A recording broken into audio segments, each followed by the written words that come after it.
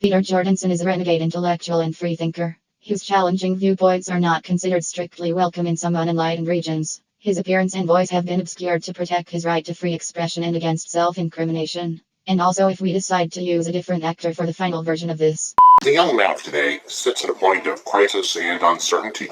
I say sits rather than stands, deliberately of course, because as a classical speaker of the Western tradition, I am not given to extrapolate my verbosity into extraneous or unnecessarily discordant elaborations.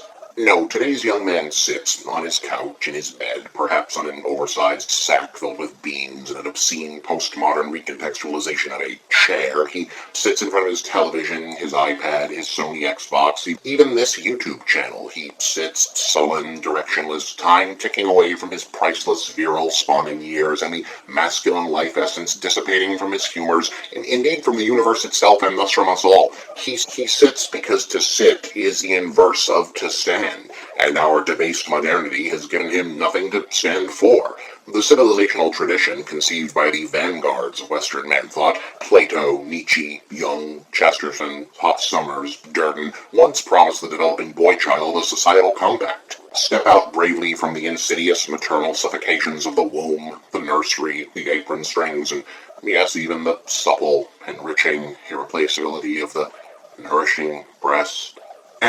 And take your claim of manhood, a career that will bring Ptolemaic meaning to his life and Platonic definition to his muscles, a social position befitting his command of the life-spraying phallus, women to receive his passions and gift him with children, unto whom he would pass great wisdom, such as these very words. My words, Peter Jordanssen's words. But today, that compact is debased and diluted, stripped of its proper omnipresence in our fallen and deranged so-called society, to dominating only a paltry 95% of the culture, derided as patriarchy, a word which, to my knowledge, simply didn't exist until 1972 or thereabouts, by a radicalized third-wave feminism that boasts of having superficially empowered women and girls, but has, in reality, mainly had the effect of leaving the Western boy-child neglected and lost with no glories to seek and thus no true transcendent manhood to strive for and attain.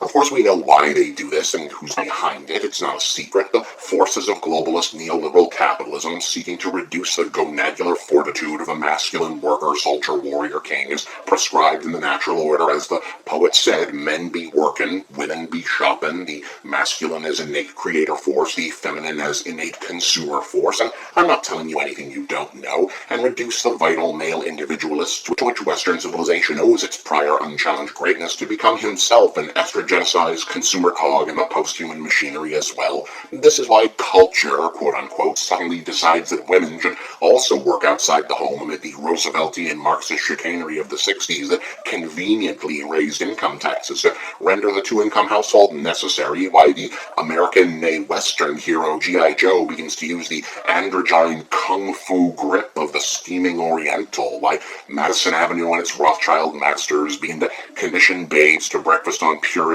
produce, forsaking the embraceable welcome of the breast. We don't need to dwell into that, and you can hear me expand on these themes in my books and other lectures. The point, friends, the point is that this modern culture leaves the unformed boy-child with nothing to stand for, to fight for, to claim. The politically correct nature of our decadent neoliberal late capitalist civilization no longer tells boys that they can grow up to be captains or ghostbusters or even recreational burglars, offering instead as role models so-called superheroes who cry, talk about their feelings, have issues, and pander to revisionist diversity fantasies, and then you wonder why they don't know how to behave, how to cope, why they lash out. You wonder why, and then you have the unmitigated hysterical fallopian gall to suggest that it's anything other than what I just explained to you, you degenerate harpy cows.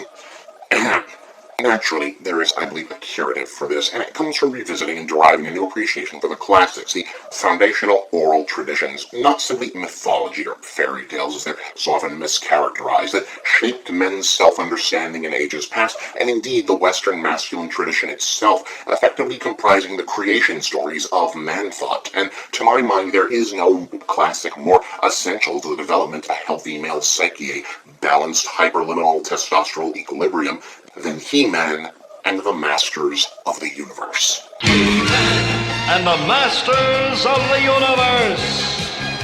He-Man and the Masters of the Universe, of course, as we all remember, or perhaps we don't. I imagine the cultural Marxist school system has this one on the chopping block right next to James Fenimore Cooper, Jack London, Karl May, Frank Miller, and all the other awful old white patriarchs they've got to clear out to make way for the next wave of globalist gender erasure propaganda, but I digress. He-Man and the Masters of the Universe originated in the golden age of animation, by which, of course, the classical thinker refers to the 1980s, the first truly free and individual cultural era of the medium, thanks to the industry deregulation policies of America's last authentically masculine president, Ronald Wilson Reagan.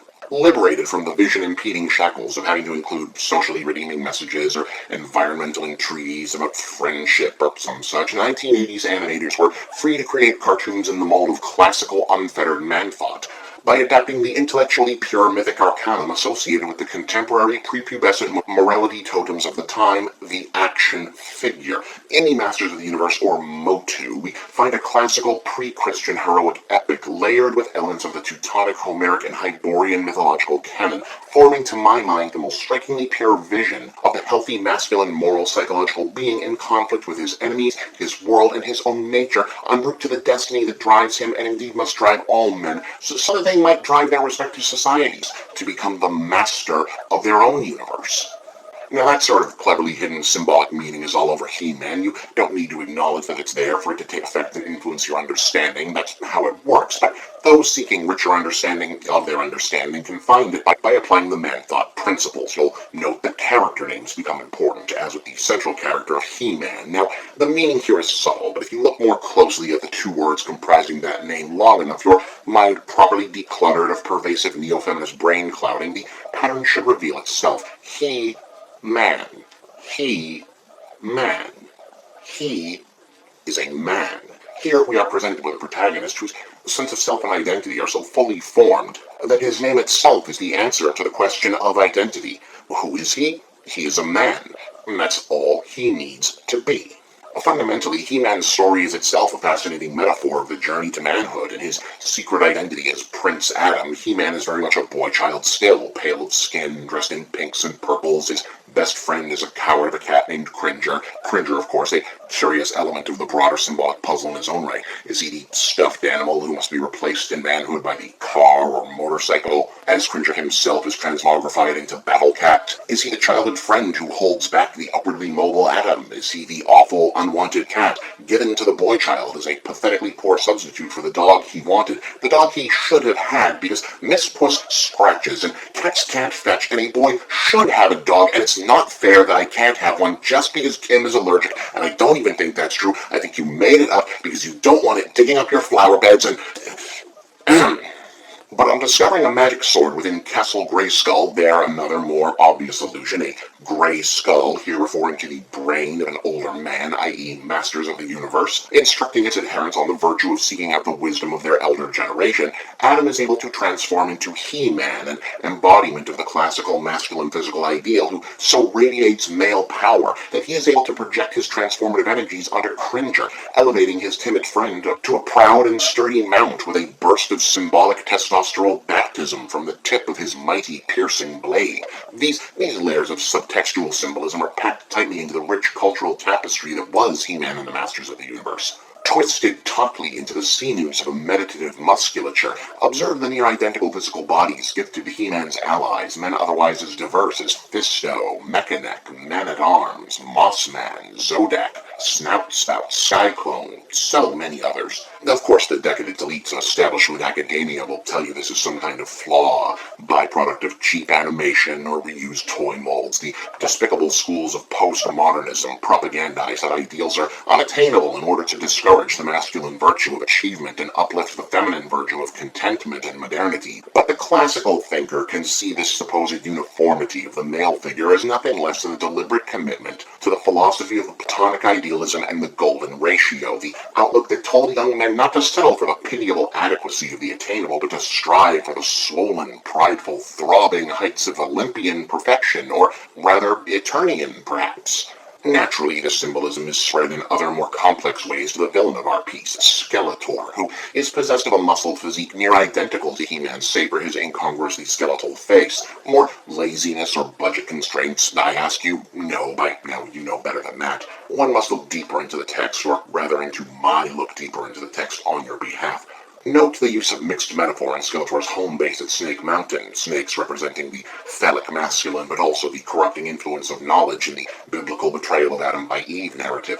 From this we might gather that Skeletor's story has wisdom of its own to impart, but that it must be received carefully, not in the wide-open free-for-all of self-education or the neoliberal regressive feminist indoctrination swamp of the so-called classroom, but perhaps here in the safe, unbiased space of a one-sided, quasi-conversational lecture from a verbose older stranger on YouTube. Now, the most obvious lesson is clear. Skeletor is the fearsome of face and wicked of disposition, yet makes a partner of the alluring Evelyn, an easy but welcome visualization, a sway that physical power and material wealth, peacocking, if you like, will always hold in drawing the uncomplicated affections of the feminine subspecies. But the greater truth is found in Skeletor's origin, as detailed in the long-form epic He-Man and She-Ra, Secret of the Sword, wherein we learn he began as a member of the powerful evil Horde Space Syndicate, left behind on Eternia after one error during a mission alongside Hordak to abduct the royal twins in their infancy.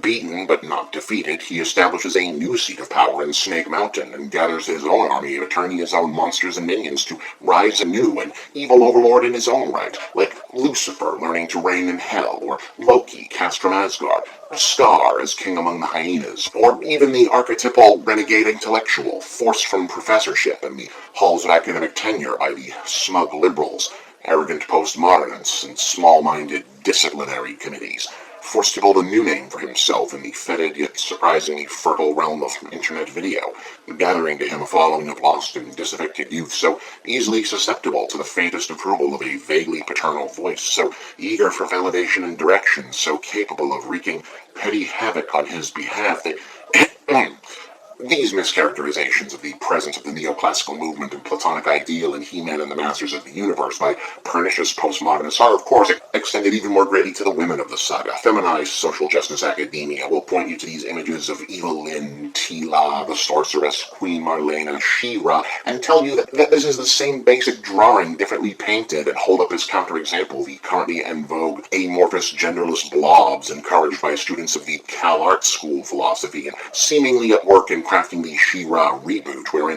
one cannot even tell if the heroine remains a woman at all. I mean, honestly, does this look like a girl to you? Well, do you have an erection right now? Because I don't, and how else would I otherwise make such a determination, I ask you? Now, a classical thinker, steeped in man-thought and armed with the neo-Socratic method, understands that this is merely another symbolic layer of meaning. Here, He-Man and the Masters of the Universe imparts to the developing boy child the key understanding of the female that the neoliberal Marxist relativism has left fathers no longer qualified to impart. That there is in truth only the one woman, that is, only one uncomplicated universal feminine psyche that plays at complexity by way of contradiction, and that once the boy-child comprehends this feminine singularism, he can assert his dominion upon them, and that they in turn might recognize the validity of the supplication that is their nature, desire, and proper social role, the role they long to return to, as do we all, regardless of how much contemporary propaganda is produced in convincing them they don't need no man, or apparently even proper sentence structure.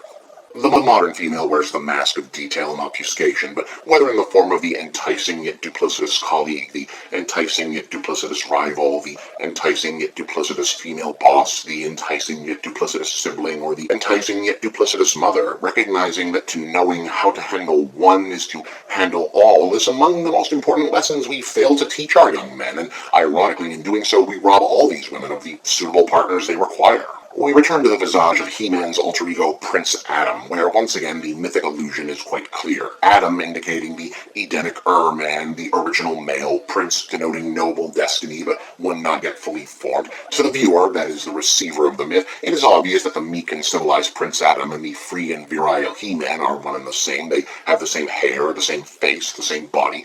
Only a 10 and an octave or two in vocal range separates them, and yet all but his closest male friends are utterly blind to this, unable to see the true man, the master of the universe, beneath the camouflaging feminization of his societally imposed princely station, which claims to elevate his status, yet castrates him of his stature. And do you not see? Is this not how all young men now feel, whether they've had their self-awareness actualized in Socratic man-thought or been red-pilled, as the young ones say? Do they not know within their man-hearts that they are he-men whom postmodern neoliberalism and feminist cultural Marxism have conditioned those around them to perceive only as atoms? And what must be understood, what the deep and profound symbolic textures of the Masters of the Universe mythos seeks to impart to the lost and wandering boy-child of modernity, is that only by seeking out the wisdom of the Grayskulls, of those so-called dead white males whose once unassailable knowledge has been shunned away by progressive academia, shedding the false trappings of neoliberal corporatized feminist calls status, and instead bearing his true, tanned, masculine, grown self in contemporary real-life terms by cleaning one's room, straightening one's posture, rediscovering the hat and the jacket, pulling up your damn pants. It's all in my books, and taking firm masculine hold of his own mighty potent sword of power, aiming the rigid instrument direct to heaven in bold declaration that by the power of those cast out Grayskulls, he has the power, and he is a man. And that from that boldly spoken truth can spring the empowerment of friends, the acquiescence of enemies, and above all else the supplication of the enlightened female in all her forms, be she the no longer proud supervisor, the no longer haughty temptress, the at last appreciative quote-unquote friend, even the once so dominant matriarch or disrespectful sibling. Regardless of what bourgeois puritanism has to say on the matter, they bend to him, in whatever sense that might mean to him, be it join my cause, fight at my side, receive the gift of my seed, clean my room, make me a sandwich, because he has claimed his truth and become the master of his universe. Now then, some of you no doubt disagree with this. You may find my words too much to handle, controversial, politically incorrect, incomprehensible, or stupid. You may be saying to yourself that this brief but profound plunge into man-thought was too much for you to take in at once, or self-indulgent, or one of the most ignorant things you've ever heard. My words may have challenged you, awakened you, provoked you, offended your delicate sensibilities, perhaps even caused you to ask, is this a joke? Is there something wrong with him? Or, no, but really, is this a joke? Because this really sounds like it would have to be a parody of something. Well, you may call me politically incorrect, or a charlatan, a misogynist, a chauvinist, a bigot, patriarchal, a backwards paternalistic Neanderthal, or even a joke. You can even say that I am not only frighteningly ignorant of the subjects I pontificate on, but the ideas I'm spreading are filling the minds of a generation of impressionable boys and young men with ugliness, hate, and a profoundly dangerous rejection of self-reflection, radicalizing them into a toxic worldview likely to leave them stunted, emotionally withdrawn, seething in unexamined resentments that are a magnet to even more poisonous ideologies, and a breeding ground for self-harm, abuse rationalization, and sexual violence. But what I can promise you is that whatever you think of what I've said here, it's nothing too dissimilar from what's being said by dozens of other men like me on dozens of other channels, being watched for hundreds of hours a week by thousands of otherwise very normal-seeming, otherwise very quiet and unassuming young men on YouTube every single day. Perhaps young men in your own life, in your own social circles, your own family, your own home. And if that worries you, maybe someone should talk to them about these ideas before someone like me does. I'm Peter Jordanssen, and you have now received a selection of my man thoughts. You're welcome.